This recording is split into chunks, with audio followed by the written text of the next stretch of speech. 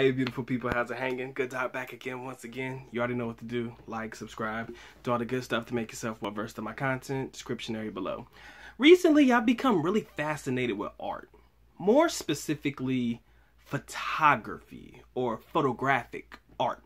And I come across pictures every now and again, and sometimes when I come across certain pictures, I get this overwhelming sensation to analyze what I see in the image as I see them. So you may see me come to video format, bring it up to the YouTube, show you guys the picture and the image, and then talk about it every now and again, right? And so today I want to go ahead and get started with my curationship of what I would like to refer to as photographic art, modern day Filipinas, or modern day Filipinas in the Philippines and things like that. All right. But the picture that is on the screen before you, to my left or to my right, this one is one that inspired me to talk about how there are a lot of diamonds in the rough. I have noticed that some of the most attractive young ladies in the Philippines come from some of the worst areas that the country has to offer. Now, I'm not going to name these areas because I never want any particular area in the Philippines to feel as though they are lesser than any other area, because that's not fair. But you know them when you see them, and you know them when you hear them. Certain areas are not necessarily known for much, but sometimes some of the most beautiful women that you'll come across in the country come from these particular areas. That's why I refer to them as the diamonds in the rough. They're the ones that are probably just as beautiful as any other woman in the country. You know, they can rival the beauty of women in any other country. But yet and still, they don't get shine, they don't get seen, they don't get talked about, they don't get found because they are in the areas that foreigners may not want to travel to. Maybe the internet connection isn't as great, so they're not able to get online to be a part of the online dating scene. You know, it's just any particular reason why they can't get themselves the proper exposure could lead to the reason why they are unfound, or they become a product of their own environments, okay?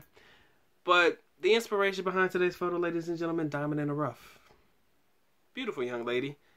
And if you see me like black out their eyes, I do that for a reason because, again, their permission to use said photo was not granted, or they don't know that I'm using it, so I don't want to expose them. Maybe they don't feel right with me putting their pictures out there. So for me, I'd rather just block their eyes out to give them the anonymity, right? To keep them anonymous, for lack of a better term. Some of you may know her, some of you may not. It doesn't matter. But for me, you won't know them unless I tell you who it is, for the majority of you guys. So I'm not sitting here trying to tell foreigners to travel to the dangerous areas in the Philippines to find your diamond in the rough. There's other ways to go about it, but definitely I just wanted to have this moment of clarity, wherein it sucks that certain young ladies, or you know, certain people in general, come from such an environment wherein they don't necessarily get the opportunities that somebody else would. And this isn't me comparing life to the United States to life in the Philippines. This is me comparing life in the Philippines to somebody else's life in the Philippines. You know, Manila, bustling, hustling city. There's a lot of things that could potentially be in the city area. Davao City, a little bit smaller, but yet and still some opportunities exist.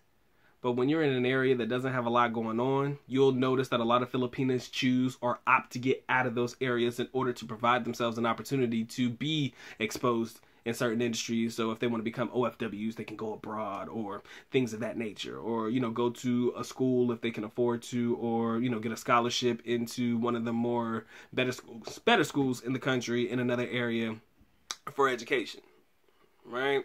You'll have a lot of kids that when I was in school, they would go to my college, traveling from remote areas in the Davao region just to go to college and stuff like that. They stayed in boarding houses. I mean, that particular situation is not foreign to a lot of us. It happens to the most of them. So, you know, like I said, guys, it's just amazing what could potentially come out of certain areas, right? Sometimes you just never know.